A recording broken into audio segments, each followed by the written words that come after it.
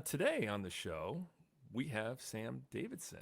Sam, thanks for being here. Hey, you bet, Mark. Thanks for having me, man. I'm excited to talk.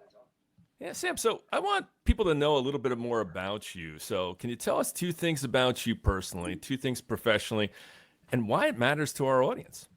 You bet. So we'll start professional, if that's okay. Maybe we'll weave them in and out. I don't know. But professionally, for the last 19 years now, entrepreneurship has been my canvas, my ocean, my whatever, my setting.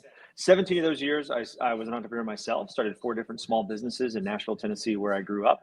And for the last two now, I've been running the Entrepreneur Center, which is a 15-year-old nonprofit organization in the heart of Nashville dedicated to helping people start and grow businesses.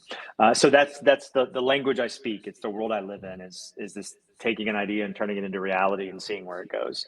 The other thing professionally, part of those 17 years, and still to a good extent, I've spoken professionally. And so that started way back when I was in high school, very active in my church youth group. So first got the chance to speak or preach publicly when I was 16 years old, and enjoyed that and got a chance to do that, and then sort of transitioned from preaching. I didn't go into the ministry, but then transitioned that to be a professional speaker and talk about entrepreneurship or help people, lead people through workshops, and get to keynote college conferences and others to talk to them about innovation, entrepreneurship, and community. And I still do that a little bit, but just not like I was maybe a decade ago. And then personally, man, I have three kids. Sometimes it feels like 30, but that's a lot of what people are like. Do you have any hobbies? And I was like, well, if a hobby is something you spend all your time and money on outside of work, then yes, I have three. And so love them, love raising them with my wife here in Nashville. And then the other is I love to read. And so again, usually there's a professional benefit to that. I like to read business books and books about entrepreneurship and business growth, but always reading something in order to be occupied. I guess that is a hobby with what very little time I have left over, but also then how can I apply it either personally or professionally? So glad to be talking with an author for that reason. Thanks, Sam. It's good Mhm. to see that your history started and you understood it at a young age. Mm. But what I'm hearing you say is also you're still continuing to learn. So just because Oh, you yeah. were confident in learning, you're not 16 anymore and you're still leaning into this. Yeah, I So, think, learning in general should be lifelong. I don't know. And hopefully none of us think that, oh, I went to high school, college, whatever. I learned everything I need for the next 80 years or however long you're lucky enough to live. We teach the same thing to our entrepreneurs. We offer a 12-week accelerator, but we are very deliberate on reminding them that you're going to learn a lot in these 12 weeks, business basics and marketing, and how to grow a team, but then you got to go do it. You got to go apply it. And so you've got to keep learning, and each new opportunity or obstacle is going to teach you something new and how you overcome it. yeah, it's learning and application. Yeah. So, knowledge is in power. Applied knowledge is power. People forget that because, I just like learning that. about Yeah. something. Yeah, it's because if knowledge was power, we'd all be powerful just because we had an iPhone and we're like, I can Google anything or chat GPT it. I was like, what are you going to do with that? You're like, oh, that's the tough part, execution. Even though you learn and you want to know more and you've done so many things, you have yeah buts, I hear. Yeah, you made me. No, of course. And I think we wouldn't be authentic. We wouldn't be human. We wouldn't be, fully ourselves if we didn't have some of these. I mean, I love Hmm. that as many as you've got in your book. The kudos to you is that you lay these out for people, because I think some of us who seem like we've accomplished something. You mentioned imposter syndrome in one of these, which we can talk about. But it's easy to think like, no, I'm doing pretty good. But then when you get to read your book and you're like, for example, I don't know where to start. So that idea, I think, can haunt any entrepreneur, but it can prevent any entrepreneur from existing, from taking shape. And so I think that's one of the critical things that we hit on every day, but that I always remind myself is that I've started before. Hmm. Yeah, but I don't know where to start. I don't know. Do I need to like get a group together? Should I call a committee together? Do I need to call my mentor? Should I ask an expert friend? Should I get a business license? Should I build a website? So, like, it can seem like a lot of what to do first. And so overcoming that, yeah, but I don't know where to start, just making a step, taking one step, you break through that inertia of inactivity that prevents your idea from getting out there. And I think so many good ideas stay in people's heads because they say, yeah, but I don't know where to start. And you work with people on that, because even I have problems with, ideation's easy, execution Mm-hmm. is tough. Don't people have more options for help than they even recognize, Oh, though? of course. So, according to SCORE, which is a great nationwide mentor organization for business owners, 80% of business owners, entrepreneurs that get a mentor experience revenue growth within the next quarter. So that's all the data I need to say, like, let me get a mentor, let me get somebody to tell me their story or to invest in me because I'll make more money. And whether you pay for that or again at the EC, that comes with our how we do membership here is you get access to about 150 volunteer advisors and mentors because it's so critical. And again, we don't have to be talking about starting a business. If you're a new parent, you can get someone who's been a parent before to sort of invest in you and pour into you and help you through that new process. But when it comes to the business piece, and you mentioned this in that chapter about just this idea of the MVP, the minimum viable product, because we can sometimes have an idea of where we're going and we see the finish line and either this big company or this very profitable endeavor, even if it's a small workforce, whatever it is. And we're like, that's what I want. If I can't have that, I don't want anything else. But we don't realize how many steps we have to take just to start to get there. In the value is getting a product out there, right? I mean, that's why I talk about MVP, and people think, well, my thing isn't a product. I was like, well, Mm-hmm. everything's something that's going to have a transaction with someone else, even if it's a dialogue, right? Even your speeches early on were a product, right? You were selling to an audience. You wanted to keep them awake. You want to have dialogue with them. So I think people think a product is a certain thing because they see marketed. They're like, well, it has a code, a barcode. And I was like, no. So tell us more about how people misunderstand what they're really trying to do and they think it's a product or it's not. Yeah, and so say it's a an app or it's Mhm. a service, and you're right because it's not a thing I can touch. Is it a product? I don't need a prototype. I don't have to go to a factory to get a die cut and or even like a barbecue sauce. One of my Mhm. previous companies was in the consumer product space, so worked with physical products, both snacks and kind of home goods. And so it's easy to think like if it's a cookie, then I've got to make that. But if it's a service that teaches people how to cook, well, then it's not a product. You're exactly Mhm. right. But a couple things that I advise people is maybe the minimum viable product is not something you can show somebody, but it's something you can show and tell from grade school. Because as an entrepreneur, until you get big enough, you are the chief salesperson.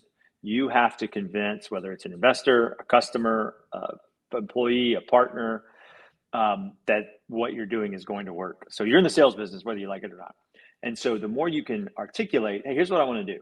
I want to open, for example, one of the companies open was a services business. So we want to help cause-based organizations, nonprofits, and schools better hone their brand, get it out into the marketplace of crowded ideas, because those ideas are equally as important as an app or a shoe or whatever else. We didn't think it was fair that the biggest companies in the world took up all the attention when so many causes needed that same attention. So being able to have it like that is the minimum viable product. Mhm. And once you can get somebody to use that service, now you're cooking. Now you've got the start of a business underway. And that's what I try to remind people all the time, is to be like, you already have something. You've done more than you thought. Because even thinking it through, but it's the most difficult that I've seen is getting out of people's heads and actually written down, especially ideators. They're like, well, I know what it means and I know what it's about. How do we get this idea out of people's heads in a way where they have to actually explain it without words to someone else? Yeah, I mean, there's several frameworks. I mean, you kind of do this at the end of each of your chapters, where you've got these butt busters, which I like the title of, because and you have blanks that people fill in because there's power even in our digital world, where so much is typed or texted. There's still something about how our body's wired that when we put pen to paper or write something down physically, we remember it better and we can articulate it better because it forces our mind to slow and focus on the word. So we can, I don't know the exact stats, but we probably type twice, 4 times as fast as we physically write.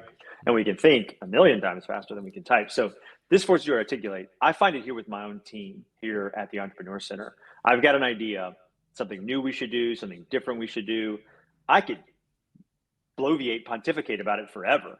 But at the end of it, if my team's like, what are we doing? Is this a new thing?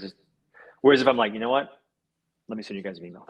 If I can articulate it, if I can draw it out on the board, then that helps me understand it. And again, whoever it was like, unless you can write it, then you may not even understand it yourself. And so I think that's some of the benefit to doing that, of just finding space, man, waiting in line, stuck in traffic. This doesn't have to be a big writing room or anything formal, but just to say, can I articulate this in writing? And then that'll help you. Sometimes it'll help you, again, this hits on a lot of your themes, it'll help you get rid of your own excuses. Right. And a lot of them are in our heads. So I think you mentioned that you didn't just have one but there might have been others. Yeah, a little bit, so to speak. So the I'm not qualified, this is where we can talk about imposter syndrome a little bit. One thing that I like to mention when I address like any new cohort of ours, especially if this is their first business, I said, all right, who here has, already incorporated LLC or an S Corp or whatever? And some people raise their hand. I'm like, all right, did you guys make sure if you're doing business in Tennessee, you've got your tax set up. Okay, yeah, I've done that. Got, registered with the state. Cool. Did you go down to the city hall and did you get your entrepreneur's permit? And they're like, what? Oh man, this, because again, you don't need anybody's permission to be an entrepreneur. You can have any idea and get started. There's no such thing. By the way, if any listeners like, oh crap, I didn't get my entrepreneur. There is no such thing. No city issues those. And to me, but that's the power of it. Again, if you're in a regulated industry, you do have permitting and everything, of course. But just to be an entrepreneur.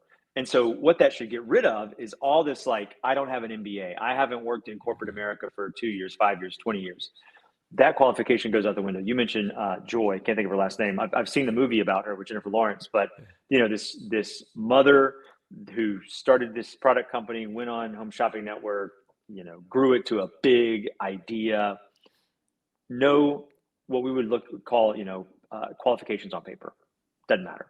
And so that's where the imposter syndrome creeps in. When I stepped into this job almost 2 years ago, it was the first time in 17 years that I was working a job I hadn't created for myself. And so even though I'd gone through a hiring process, a hiring committee, the board of directors, search firm, et cetera, I'd earned it. But like, God, why do they think I can come in here and just like, this thing's already going? So I had to get out of my own way to say like, yeah, but I'm not qualified. It's like, no, I am. Here's the story that I've done. And back to our continual learning, like there's still things I got to learn in this role and I'm still learning. And so that's how I can kind of get rid of that but, I think, is like, if there's something I think I'm not qualified to do, I add the word yet. And I probably would add the word yet on any and all of these buts. It's like, yeah, I'm not qualified yet. And so there's some of those that immediately when we identify that, then we can go get rid of the but and we get rid of the yet, because then we land on we are qualified. Yeah, that's great. And thank you for reiterating that in a way where I think imposter syndrome, and there's a lot of great books, actually some even written locally by some of our friends that have written about that. John Anderson in his book, and just other people that have written about imposter syndrome. And I think people are unaware of how pervasive it is. But even if you didn't have a name for it, I think what I'm hearing from you and what I hear from a lot of other people is just all the reasons why we can't do it versus what happens if we could, or how about if we could do it and somebody sees it and then they say, let's collaborate. And they didn't even know you were trying to do something. I think when we keep things in the dark and we keep them from others, we actually rob the world of collaboration and community and maybe even what we were created to do, but we didn't believe it enough. So you've spoken about, doing your own business, and how is this transition from going from something that you started and you had control of completely to something where it had legacy staff and there's other things going on and you're coming in, and no matter how great the person was before you, there's still things that you add to it. So let's talk about that for a moment. Yeah. Some of that, and again, you only know these things in reverse. Everything again. I'm great at hearing quotes and repeating like 80% of them, but forgetting where I heard them. But basically, the idea that we see somebody's resume and they're like, "God, man, look at how you did this, so perfectly planned out."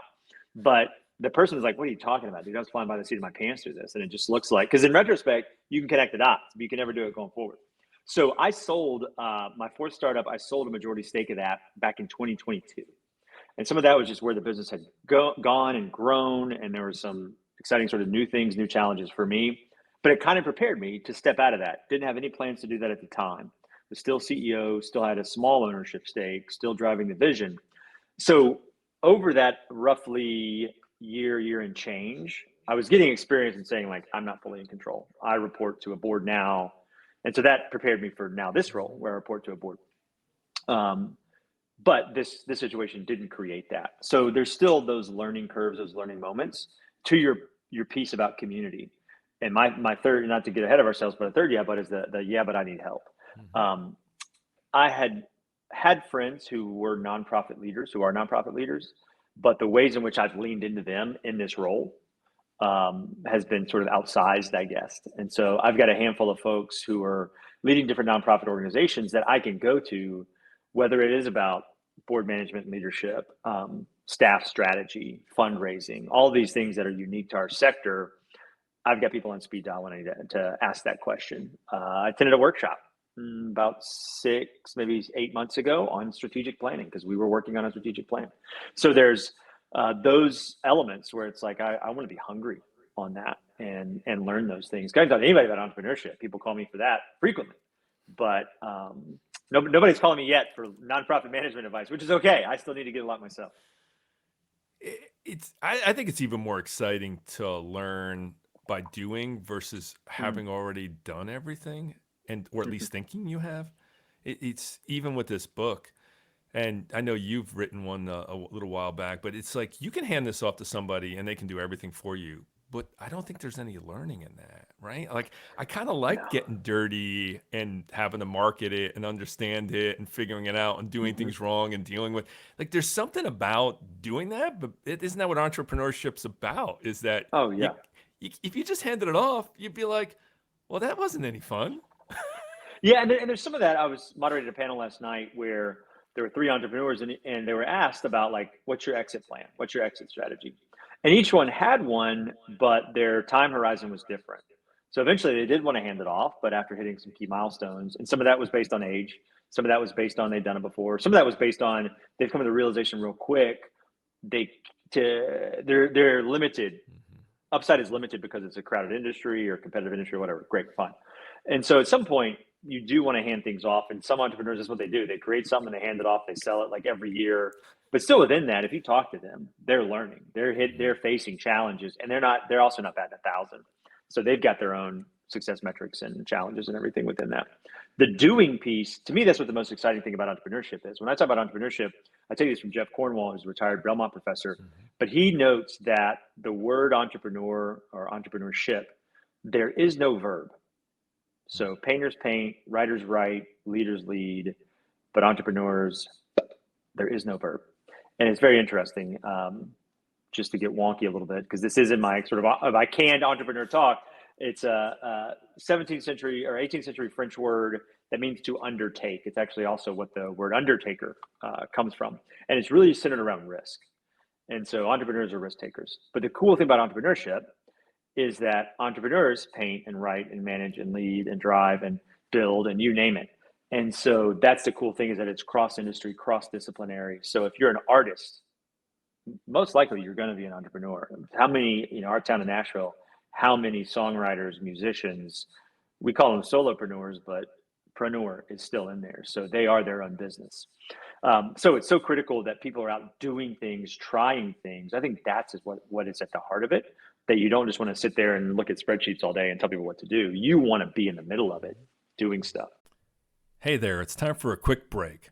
While we're diving into how to live, learn, and lead better, I wanted to let you in on something I'm really excited about.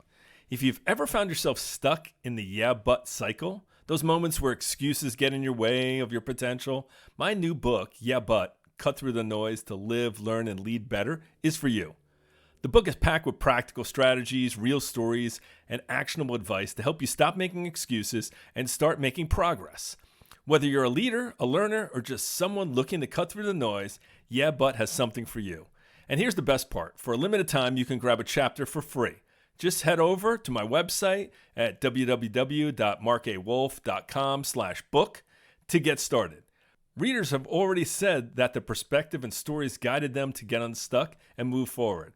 All right, let's get back to the show and dive into more ways to break through those yeah but moments.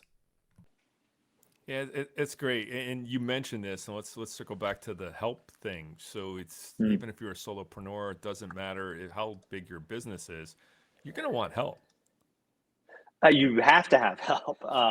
And I think help, when I was reading your chapter, I thought about it in a couple different ways. And obviously, we were talking earlier, Norman Woodland, the barcode guy, the UPC code guy. I mean, I love stories about that, where if I probably just look around my office, a countless UPC code on a book, on a snack pack of almonds over here. But I had to start somewhere. And in fact, it's not even 100 years old. That also blows my mind. But he couldn't do it alone. And so I think when you're asking for help, there's three tiers to look at it as. One is equal, which is, I think, kind of Norman's story. Is he found somebody who was a subject matter expert, but sort of on par with him. And then I think you are asking up or ahead. Sometimes we think of up of like, oh, I'm a VP, let me ask a president. I would tell somebody, don't worry about the titles, look at the longevity. And so back to my nonprofit friends, I'm like, who is 2 years ahead of me? Who's 10 years ahead of me?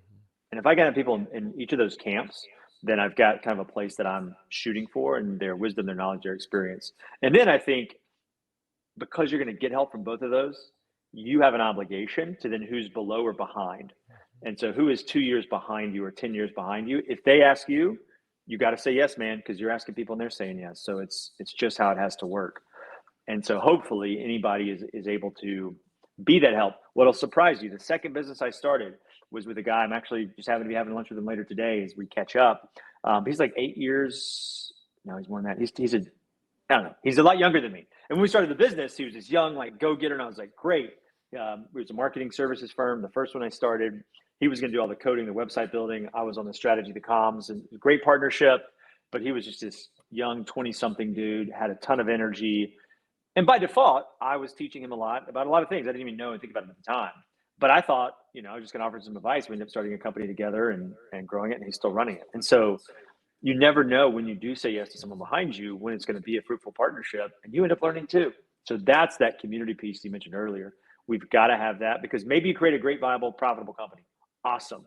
But most likely, no matter what, you're going to get a great friendship, relationship, community, something that's going to grow that, which we also just all need fundamentally, no matter what we do for a living.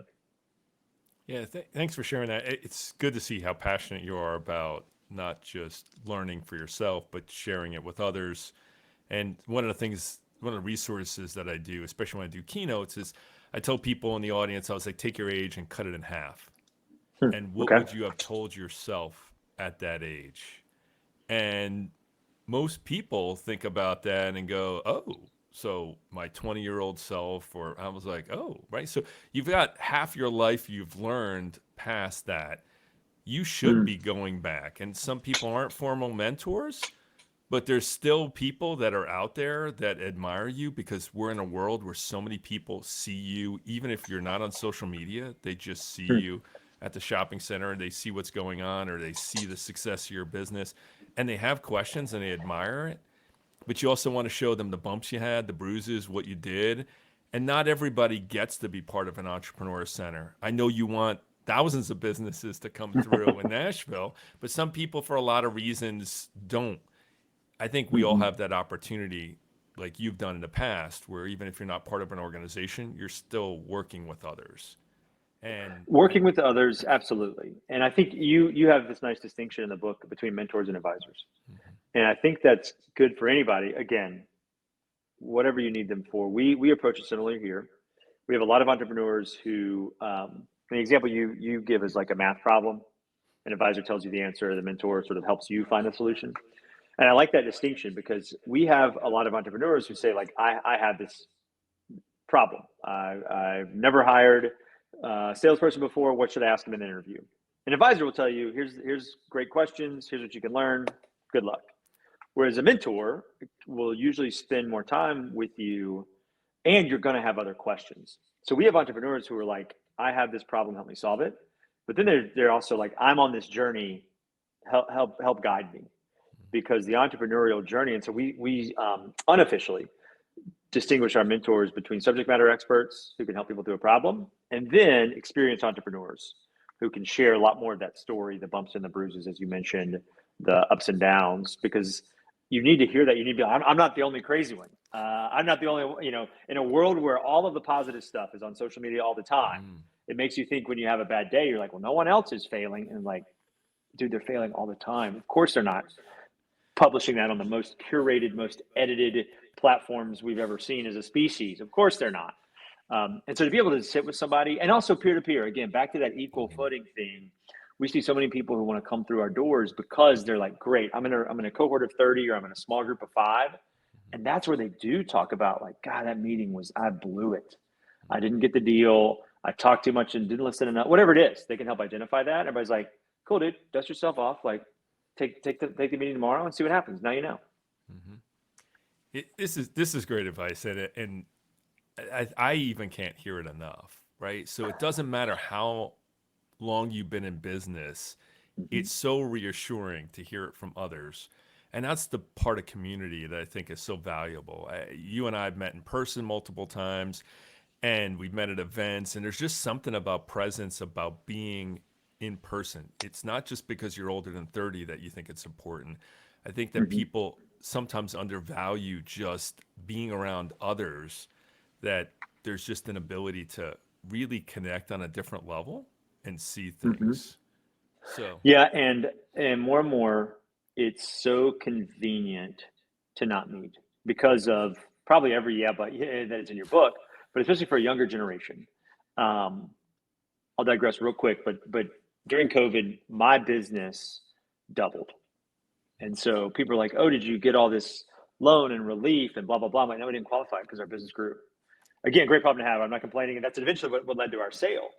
But about the second year into COVID, I was exhausted. And I was like, well, I am working more because I was at home more. Like I didn't have a commute, blah, blah, blah. And I needed to work more because we were growing, but I was exhausted because I wasn't getting, like, just you and I met. I think maybe I don't know if it was first at a tech council party or something.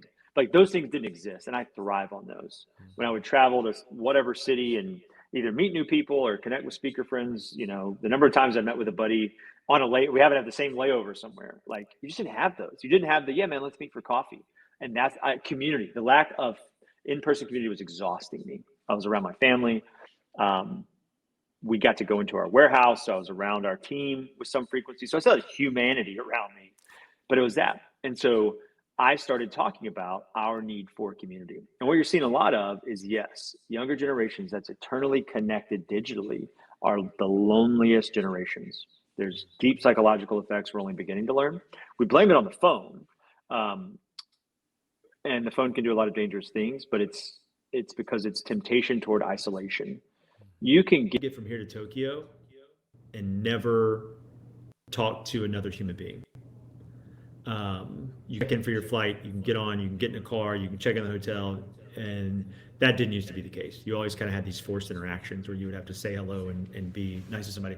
And so I do worry about my kids and pushing them to that. I kind of have a rule of thumb. If they want to do something in person with a friend, hey, can you take me to so-and-so's house? I drop what I'm doing and I say yes.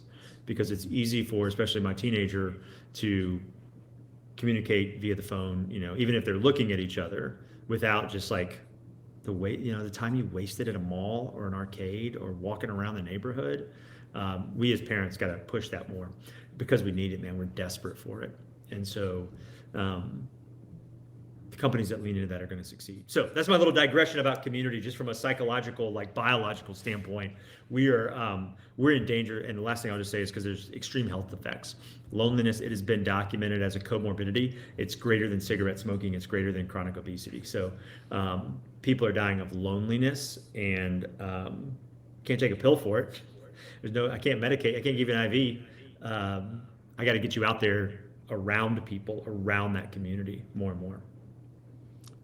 And thank you for that as well, because I think we only look at as a society of what's going well, and we don't want to work on what's not going well, and Mm. that's why the yeah buts. It's like if the book wouldn't be written if everybody was like, well, that's just the way things are. Let's go and do it anyhow. I mean, like there Yeah. wouldn't be a book because people would be like, Mark, what are you talking about? We're just so positive. We just make Hmm. things happen. Like nobody says that. I was like, Yeah. okay, well, Yeah. I guess the people that I heard saying it were.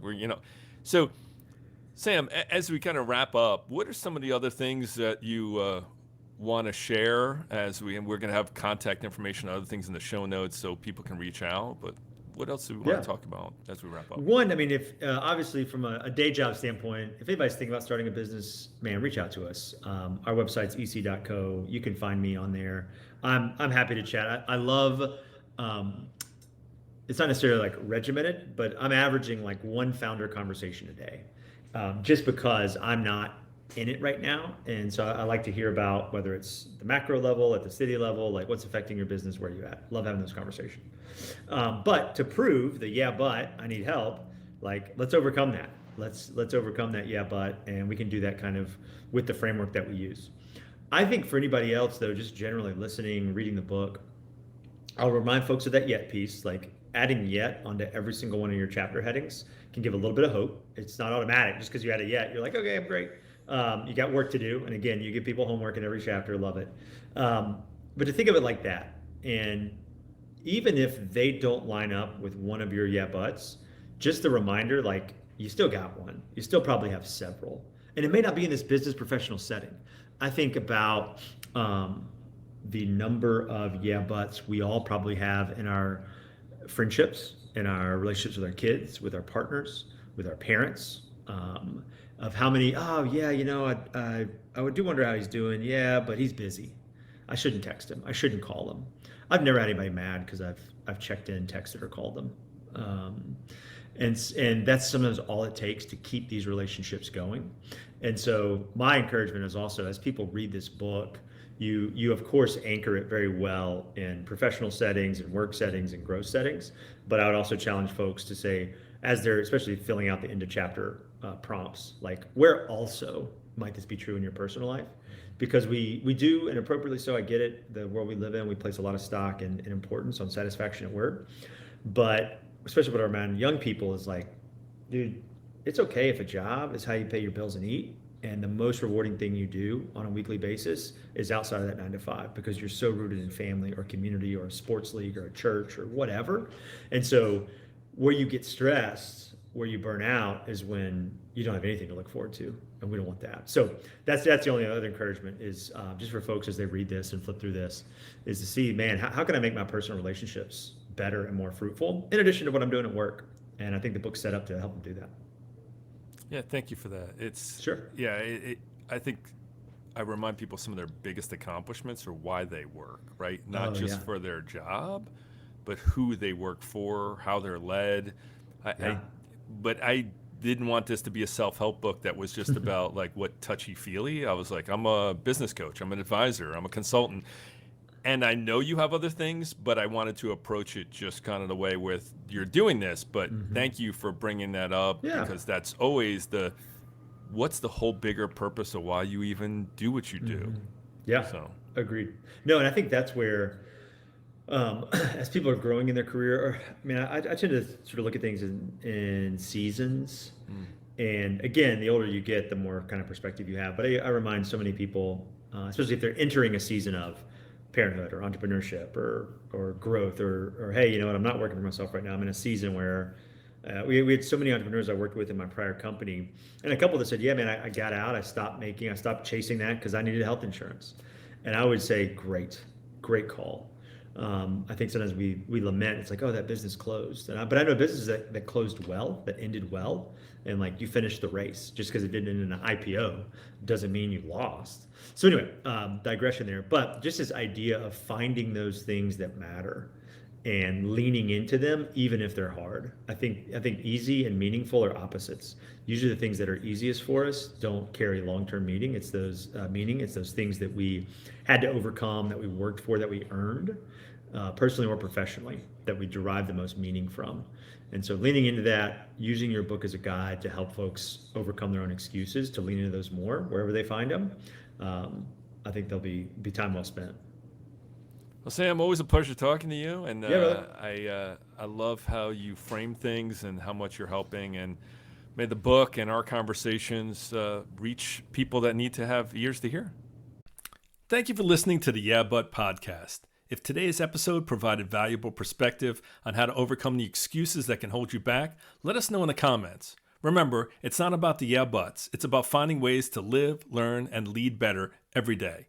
If you enjoyed this episode, be sure to subscribe, leave a review, and share it with someone who could use a little kick to get past their yeah buts. And don't forget to follow us on Spotify or Apple Podcasts. And for even more tips, connect with me at marcawolf.com/podcast or on LinkedIn.